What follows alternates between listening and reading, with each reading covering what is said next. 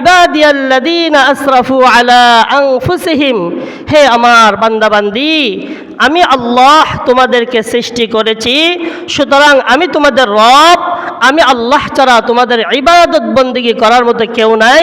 তোমরা যে যে অবস্থানে আছো, যে যে কাজেই লিপ্ত রয়েছো, সবাই আমি আল্লাহর দিকে ফিরে আসো। লা তাকনাতু মির রাহমাতিল্লাহ, এবং তুমি যত বড় পাপই করো না কেন, যত গুনাহগারী হও না কেন, আমি আল্লাহর কাছে ক্ষমা প্রার্থনা করো, আমি আল্লাহ তোমার জিন্দেগীর সমস্ত গুনাহ খাতা মাফ করে দেব। সুবহানাল্লাহ। আল্লাহ বলেন, কুল ইয়া ইবাদিয়াল্লাযীনা আসরাফু আলা আনফুসিহিম, মহান আল্লাহ সুবহানাহু ওয়া তাআলা ইয়া আইয়ুহাল্লাযীনা আমানু একথা বলতে পারতেন, হে ইমানদারগণ, ইয়া আইয়ুহাল মুসলিমুন, হে মুসলমানগণ, ইয়া আইয়ুহাল্লাযীনা কাফারু, হে কাফেরগণ। আল্লাহ এইভাবে সম্বোধন করতে পারতেন, কিন্তু মহান আল্লাহ সমস্ত মানবকে এক বাক্যে ডাকলেন, কুল ইয়া ইবাদিয়াল্লাযীনা আসরাফু আলা আনফুসিহিম। দুনিয়ার হিন্দু, বুদ্ধ, খ্রিস্টান যা কিছু আছে সমস্ত জাতিকে মহান আল্লাহ এক বাক্যে ডাক দিলেন, হে আমার বান্দাবান্দি, তুমি হিন্দু, তুমি তোমার হিন্দুত্ববাদ ছেড়ে দাও, আমি আল্লাহর কাছে আসো। তুমি বৌদ্ধ, তুমি তোমার বুদ্ধত্বগিরি ছেড়ে দাও, আমি আল্লাহর কাছে আসো। তুমি খ্রিস্টান, তোমার খ্রিস্টান ধর্ম ছেড়ে দাও, আমি আল্লাহর কাছে আসো। দুনিয়ার যত পাপী, যত গুনাহগার আছো, সবাই গুনাহ ছেড়ে দাও। কুল ইয়া ইবাদিয়াল্লাযীনা আসরাফু আলা আনফুসিহিম, আমি আল্লাহ, কারণ আমি তোমাদের সৃষ্টিকর্তা। হিন্দু, তোমাকে আমি আল্লাহ ছাড়া কেউ সৃষ্টি করে না। বুদ্ধ, তোমাকে আমি আল্লাহ ছাড়া কেউ সৃষ্টি করে নাই। খ্রিস্টান, তোমাকে আমি আল্লাহ ছাড়া কেউ সৃষ্টি করে নাই। সুতরাং তোমরা আমি আল্লাহ ছেড়ে, আমি আল্লাহ থেকে দূরে যেও না। লা তাকনাতু মির রাহমাতিল্লাহ। বয়স 60 হয়ে গেছে, 70 হয়ে গেছে, 50 হয়ে গেছে, মূর্তি পূজা করেছো, তওবা করো। তোমার বয়স 70, 80 হয়ে গেছে, তওবা করো, আমি আল্লাহ। লা তাকনাতু মির রাহমাতিল্লাহ, আমি আল্লাহ তোমার জিন্দেগীর সমস্ত গুনাহ খাতা আমি আল্লাহ রহমত দ্বারা তোমাকে ভরপুর করে দিয়ে তোমাকে ক্ষমা করে দেব। সুবহানাল্লাহ, সুবহানাল্লাহ। দেখেন, আল্লাহ এমন একটা শব্দ দিয়ে আমাদেরকে ডাকলেন, শুধু মুসলমানকে ডাকলেন না, ইমানদারকেও ডাকলেন না, মুসলমানকেও না, ইমানদারকেও না, কাফের সম্বোধনও করলেন না, সমস্ত জাতিকে আল্লাহ ভালোবেসে মহব্বত করে বললেন, আমি তোমাদের রব, আমি তোমাদের মালিক, তুমি গুনাহ করেছো, তওবা করো, আমি আল্লাহ তোমাকে ক্ষমা করে দেব। ইন্নাল্লাহা ইয়াগফিরুয যুনুবা জামিআ। আল্লাহ বলেন, বান্দা তোমার গুনাহ কতটুক হবে? যদি তোমার গুনাহ যদি সাগর পরিমাণ হয়, সাগরের পানি পরিমাণ যদি তোমার গুনাহ হয়, আমি আল্লাহর রহমত তামাম পৃথিবীর সমান। তোমার গুনাহ যদি তামাম পৃথিবীর সমান হয়, আমি আল্লাহর রহমত 7 আসমান 7 জমিনের সমান। তোমার গুনাহ যদি 7 আসমান 7 জমিনের সমান হয়, আমি আল্লাহর বরত্ব যেমন, আমি আল্লাহর শক্তি যেমন, ক্ষমতা যেমন, তার মতো আমি আল্লাহ এমনই ক্ষমতা রাখি যে তোমার এত পরিমাণ গুনাহ হইল, সে গুনাহ আমি আল্লাহ মাফ করার মতো শক্তি আমার আল্লাহর আছে। সুবহানাল্লাহ। আল্লাহ বলেন, ইন্নাল্লাহা ইয়াগফিরুয যুনুবা জামিআ ইন্নাহু হুয়াল গফুরুর রহিম। তুমি যত বড় গুনাহগারী হও না কেন বান্দা, আমি আল্লাহর কাছে বলো, আল্লাহ আমি গুনাহগার। আল্লাহ বলেন, আমি সঙ্গে সঙ্গে তোমার গুনাহ খাতা মাফ করে দেব। সুবহানাল্লাহ, সুবহানাল্লাহ। আল্লাহ তার বান্দাকে বেশি ভালোবাসেন, বেশি মহব্বত করেন। আল্লাহ রসুলের হাদিস থেকে আমরা সুন্দরভাবে, স্পষ্টভাবে আমরা বুঝতে পারবো যে মহান আল্লাহ তার বান্দাবান্দিকে কেমন ভালোবাসেন। সুবহানাল্লাহ। আল্লাহ রসুল বলেন, ইন্না লিল্লাহি মিআতু রাহমাতিন আনজালা বিনহা রাহমাতান ওয়াহিদাতাম বাইনাল জিন্নি ওয়াল ইনস। আল্লাহ বলেন, ইন্না লিল্লাহি মিআতু রাহমাতিন ওয়াহিদাতাম, আল্লাহর কাছে 100টা রহমত রয়েছে। একটু বোঝার চেষ্টা করবেন, মন দিয়ে শুনবেন, তাহলে বুঝতে পারবেন যে মহান আল্লাহ আপনি আমাকে কেমন ভালোবাসেন। আল্লাহ রসুল বলেন, ইন্না লিল্লাহি মিআতু রাহমাতিন আনজালা মিনহা রাহমাতান ওয়াহিদাতাম, মহান আল্লাহ সুবহানাহু ওয়া তাআলার কাছে 100টি রহমত রয়েছে। তোর মধ্যে মহান আল্লাহ ইন্না লিল্লাহি মিআতু রাহমাতিন ওয়াহিদাতাম বাইনাল জিন্নি ওয়াল ইনস, একটা রহমত মহান আল্লাহ তার মায়ার বান্দা বান্দি এবং জিন জাতির মধ্যে মহান আল্লাহ বন্টন করে দিয়েছেন। আল্লাহর কাছে 100টা রহমত রয়েছে, তোর মধ্যে একটা রহমত মহান আল্লাহ তামাম পৃথিবীর দুনিয়া সৃষ্টি থেকে কিয়ামত পর্যন্ত যত মানুষ আসবে, দুনিয়া সৃষ্টি থেকে কিয়ামত পর্যন্ত যত জিন জাতি আসবে, আল্লাহ রসুল বলেন তাদের মধ্যে একটা রহমত মহান আল্লাহ বন্টন করে দিচ্ছেন। দেখেন একটা রহমত বন্টন করার কারণে সন্তানের প্রতি মায়ের কেমন ভালোবাসা, মায়ের প্রতি সন্তানের কেমন ভালোবাসা, স্বামীর প্রতি স্ত্রীর কত ভালোবাসা, স্ত্রীর প্রতি স্বামীর কত ভালোবাসা, দাদার প্রতি নাতির কত ভালোবাসা, নাতির প্রতি দাদার কত ভালোবাসা। এই এত ভালোবাসা মহব্বত কোটি কোটি বিলিয়ন বিলিয়ন মানুষের মধ্যে মহান আল্লাহ একটা রহমত বন্টন করে দেওয়ার কারণে আপনি আবার প্রতি একজনের কত ভালোবাসা, কত মহব্বত।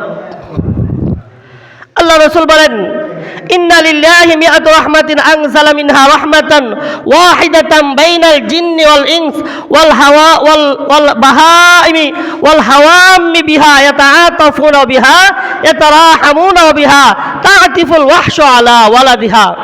আল্লাহ রাসূল বলেন, শুধু মানুষ আর জিন জাতির মধ্যে মহান আল্লাহ এই একটা রহমত বন্টন করেন নাই। ওয়াল বাহাইমি ওয়াল হাওয়ামি বিহা ইয়াতাআতাফুনা বিহা ইয়াতারাহামুনা বিহা। মহান আল্লাহ দুনিয়াতে আরো যত সৃষ্টি করেছেন, হিংস্র প্রাণী বলেন, গরু ছাগল মহিষ গাছপালা মাছ যা কিছু আছে, মহান আল্লাহ বলেন সমস্ত প্রাণীর মধ্যে এই একটা রহমতের অংশ দিয়ে তাদের মধ্যে রহমত দিয়েছেন। সুবহানাল্লাহ, সুবহানাল্লাহ। দেখেন, তাআতিফুল ওয়াহশু আলা ওয়ালাদিহা। আল্লাহ রাসূল বলেন, হিংস্র প্রাণী, মনে করেন সিংহর অভ্যাস হলো সে যে কোনো প্রাণী পাওয়ার সাথেই তাকে ধরবে, মারবে, তাকে খাইবে। এটা হলো তার হাসালত। বিষধর সাপ, তার অভ্যাস হলো সে যা কেউকে পাবে তাকে সে দংশন করবে এবং তাকে হত্যা করবে। আল্লাহ রাসূল বলেন, কিন্তু এই হিংস্র প্রাণী তার মধ্যে মহান আল্লাহ একটা রহমতের কিছু অংশ দেওয়ার কারণে সে তার সন্তানকে না হত্যা করে তাকে কত সুন্দর তার স্তনে দুধ খাওয়াইয়া কত সুন্দরভাবে তাকে লালন পালন করে বড় করে। একটা কিন্তু রহমতের কারণে। আর তার হাসাত হইল হিংস্র প্রাণী, সে যেকে পায় তাকে হত্যা করে, কিন্তু তার মধ্যে আল্লাহ রহমত দেওয়ার কারণে তার সন্তানকে সে কত সুন্দর করে লালিত পালিত করে। সুবহানাল্লাহ, সুবহানাল্লাহ। আল্লাহ রাসূল বলেন, এই 100 রহমতের মধ্যে একটা আল্লাহ বন্টন করলেন সমস্ত প্রাণীকুলের মধ্যে, মানুষ জিনের মধ্যে, আর বাকি 99টা রহমত মহান আল্লাহ নিজের কাছে রাখছেন। সুবহানাল্লাহ, সুবহানাল্লাহ। আল্লাহ রাসূল বলেন, وآخر الله 99 رحمة يرحم بها عباده يوم القيامة।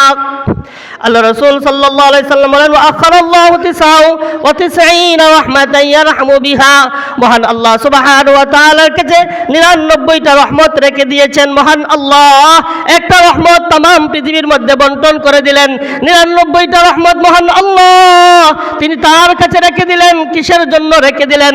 আল্লাহ রাসূল বলেন, আখারাল্লাহু 99 রাহমাতান ইয়ারহামু বিহা ইবাদাহু ইয়াউমাল কিয়ামাহ। আল্লাহ রাসূল বলে, কিয়ামতের দিন মহান আল্লাহ তার মায়ার বান্দা বান্দীদেরকে উসিল্লা ধরে ধরে উসিল্লা করে করে মাফ করার জন্য মহান আল্লাহর কাছে 99টা রহমত রেখেছেন। সুবহানাল্লাহ, সুবহানাল্লাহ। দেখেন, আল্লাহ আপনি আমাকে বানাইলেন, জন্ম হওয়ার পর থেকে মৃত্যুর আগ পর্যন্ত আল্লাহ রিজিকের ব্যবস্থা করলেন, আপনার গাড়ি বাড়ির ব্যবস্থা করলেন, জমিনের ব্যবস্থা করলেন, আপনার বিভিন্ন পৃথিবীর বিভিন্ন জায়গা থেকে রিজিকের ব্যবস্থা মহান আল্লাহ করে দিলেন। এবং শুধু করে দিয়েই মহান আল্লাহ আপনি আমাকে যে ভালোবাসেন, মহব্বত করেন, তার প্রমাণ দেন নাই। মহান আল্লাহ আপনি আমাকে কঠিনকাল হাসরের ময়দানেও যে আপনি আমাকে ভালোবাসেন তার প্রমাণ দেওয়ার জন্য মহান আল্লাহ তাই 99টি রহমত আল্লাহর কাছে রেখে দিলেন। সুবহানাল্লাহ, সুবহানাল্লাহ। এর আল্লাহ যে 99টি রহমত রাখলেন, 1-2টা ঘটনা বলবো কারণ সময় তো আমরা অল্প। 1-2টা ঘটনা দ্বারা আমরা বুঝতে পারবো যে মহান আল্লাহ কঠিন কাল হাসরের ময়দানে তার ইমানদার বান্দাবান্দিকে কেমন ভালোবাসবেন, কেমন মহব্বত করবেন। আল্লাহ সুবহানাহু ওয়া তাআলা বিচার যখন কার্য শুরু করবেন, বিচার যখন শুরু হয়ে যাবে, বিচার শুরু হওয়ার পরে একজন বান্দার আমল নামা তার ওজন করা হবে মিজানের পাল্লায়। আমল নামা ওজন করার পরে মহান আল্লাহ সুবহানাহু ওয়া তাআলা দেখবেন তার বান্দা যার আমল নামা ওজন করা হয়েছে তার নেকির পাল্লা হালকা হয়ে গেছে আর বদির পাল্লা গুনার পাল্লা ভারী হয়ে গেছে। আল্লাহ সুবহানাহু ওয়া তাআলা ফেরেশতাদেরকে সম্বোধন করে বলবেন, হে ফেরেশতারা, ইনতালিকু বিআবদি ইলান নার, আমার বান্দাকে জাহান্নামে নিয়ে যাও। আল্লাহ সুবহানাহু ওয়া তাআলা অর্ডার করবেন, ফেরেশতারা তাকে ধরে নিয়ে জাহান্নামের দিকে রওনা দিবে। ওই সময় আল্লাহর মায়ার বান্দা বলবে, মা আনসাফতা রব্বি, হে আমার প্রভু, হে আমার রব, আপনি আমার উপর সুবিচার করেন নাই, নেক বিচার করেন নাই। আল্লাহ সুবহানাহু ওয়া তাআলা দেখেন কেমন দয়ালু আল্লাহ। আল্লাহ বলবেন, বান্দা তুমি তো নিজের চোখে দেখলে যে তোমার বদি বেশি, তোমার নেক কম, তাহলে আমি তোমার উপর সুবিচার করলাম না কিভাবে? তখন আল্লাহর সেই মায়ার বান্দা বলবে, আল্লাহ দুনিয়াতে শুনেছি বিসমিল্লাহির রহমানির রহিম, তোমার নাম নাকি রহমান, তোমার নাম নাকি রহিম। তুমি এই রহমান এবং রহিম নাম রেখেছো কঠিন কাল হাসরের ময়দানে গুনাহগার বান্দাবান্দিকে মাফ করার জন্য, ক্ষমা করার জন্য। তোমার 99টা রহমত রেখেছো ওই কঠিন কাল হাসরের ময়দানে ক্ষমা করার জন্য, মাফ করার জন্য। আজকে যদি সেই ক্ষমা যদি তোমার নাই পাই, তাহলে এটা রাখলেন কেন? সুবহানাল্লাহ, সুবহানাল্লাহ। তখন আল্লাহর রহমতের জুশ এসে যাবে। আল্লাহ বলবেন, সাদাকাতা আবদি, সাদাকাতা আবদি, হে আমার বান্দা তুমি ঠিকই বলেছো, তুমি ঠিকই বলেছো। আমি মহান আল্লাহ এই দিনের জন্য আমার বান্দাবান্দি বন্ধু যখন থাকবে না, তার মা বাপ, আত্মীয় স্বজন, পাড়াপড়শি যারা কেউ তার সঙ্গী হবে না, এই দিনের জন্যই আমি মহান আল্লাহ তোমাদের বন্ধু হব। ইয়াউমা ইয়াফিরুল মারউ মিন আখিহি ওয়া উম্মিহি ওয়া আবিহি ওয়া সাহিবাতিহি ওয়া বানি লিকুল্লি ইমরিইম মিনহুম ইয়াউমা ইদিন শা'নুন ইউগনি। আল্লাহ নিজেই বলেন কঠিন কাল হাসরের ময়দানে ইয়াউমা ইয়াফিরুল মারউ মিন আখি, ভাই ভাইকে চিনবে না। ভাই কঠিন কাল হাসরের ময়দানে ভাই ভাইকে চিনবে না, ভাই ভাইকে চিনবে না, বাবা সন্তানকে চিনবে না, মা বাবাকে চিনবে না। এটা তো কঠিন কাল হাসরের ময়দানে যাওয়ার আগে আমরা বুঝতে পেরেছি।